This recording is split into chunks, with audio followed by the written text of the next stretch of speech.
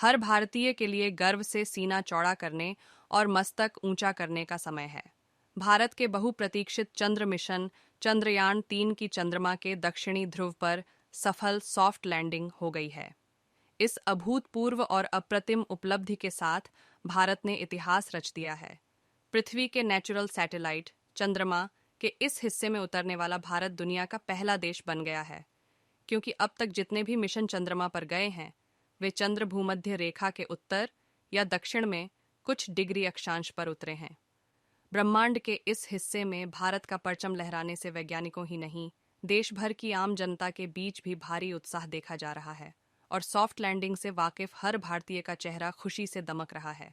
चंद्रयान-3 की सफल soft landing से जहां भारत का स्पेस पावर के रूप में उभरा है, तो वहीं आइसरो का दुनिया की अन्य अंतरिक्ष एजेंसियों के मुकाबले कद कहीं ऊंचा हो गया है। देशवासी आइसरो के वैज्ञानिकों को बधाई दे रहे हैं और उनके काम की जमकर सराहना कर रहे हैं। सोशल मीडिया पर बधाई संदेशों का तांता लगा है। देश भर में जश्न के माहौल के बीच आइए जान लेते हैं चंद्रयान-3 मिशन और इसकी सॉफ्ट लैंडिंग से जुड़ी बड़ी बातें। चंद्रयान-3 की लैंडिंग को लेकर चर्चा और सरगर्मी 14 जुलाई को इसके लॉन्च के साथ ही जोर पकड़ गई थी, लेकिन बुधवार 23 अगस्त की शाम जैसे ही घड़ी की सुइयों ने 5:30 बजाए, हर किसी की आंख सॉफ्ट लैंडिंग के घटनाक्रम पर टिक गई।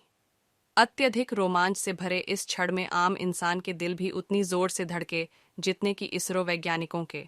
और फिर वो क्षण आया जब लैंडर विक्रम ने चंद्र सतह को छुआ और सॉफ्ट लैंडिंग पूरी हुई। इसरो ने शाम 6:04 बजे का समय इसके लिए निर्धारित किया था। योजना के अनुसार कुछ देर बाद लैंडर विक्रम की बैली से रोवर प्रज्ञान एक पैनल को रैंप के रूप में इस्तेमाल करके चंद्रमा की सतह पर उतरेगा। रोवर में पहिए और नेविगेशन कैमरे लगे हैं। यह चंद्रमा के परिवेश का इन सीटू यथास्थान विश्लेषण करेगा और जानकारी लैंडर विक्रम के साथ साझा करेगा। लैंडर विक्रम धरती पर वैज्ञानिकों से सीधे कम्युनिकेट करेगा। इस प्रकार चंद्रमा के बारे में अमूल्य जानकारी पृथ्वी पर हम तक आ सकेगी।